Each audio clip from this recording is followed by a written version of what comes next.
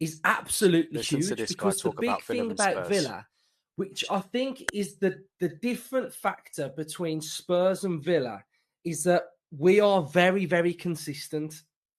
And this season, they aren't quite there, Spurs, with their consistency, with losing to Brighton, with losing to Crystal Palace.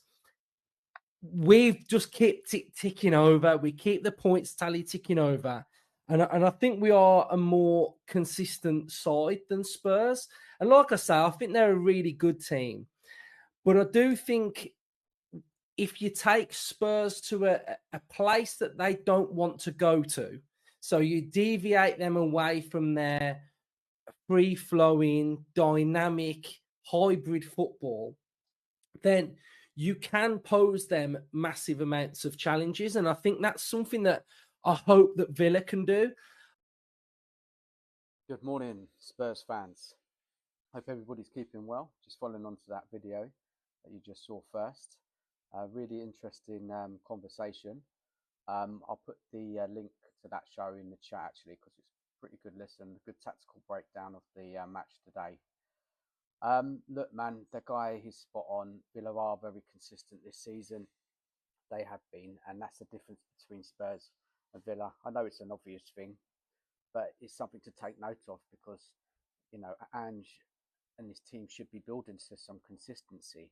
I'm not saying win every week, but you need to start putting in run together with wins and not losing. We've won four, lost four, drawn one. Our away form is a big problem. Normally at home we've been pretty good. I know we did have the defeat against Arsenal, but look, man, how's everybody feeling about today? Me myself, I just can't predict it, and I don't like to predict Spurs anymore.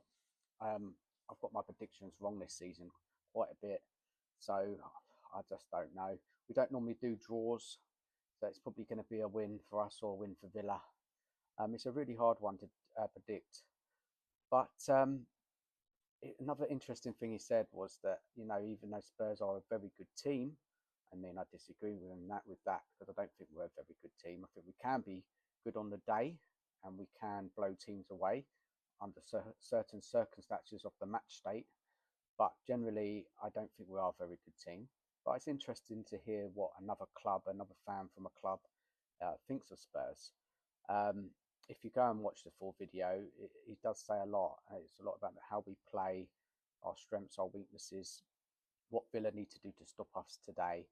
And they were quite confident that they could get a result at Spurs, just based on just I guess Emery and their team and how consistent Villa are doing at the moment. They're a tough team. They've got a lot of talent. They've got good experience. Got a savvy manager. And Spurs right now, for me, we're just, as I said, we're just so inconsistent. Now, if we another interesting thing he said was like um, how you can beat Spurs, and like there's ways you can get at them if you sit up right, and he's spot on. Many a team this season have set up in a certain way to stop us and to get at us, and we can look very vulnerable at times, especially under pressure. Now we've got no Van der Ven today, so that high line, is that going to be an issue? Probably going to go for Radio and Romero if he's fit. Is Son going to be back? We desperately need Son in the team. In midfield, who's he going to go with? Is he going to go with Bentancur, Basuma? They probably will go for Madison and Kulusevski again. So I think we'll see in that first half that we will try and get at Villa and try and get 1-2 goals up.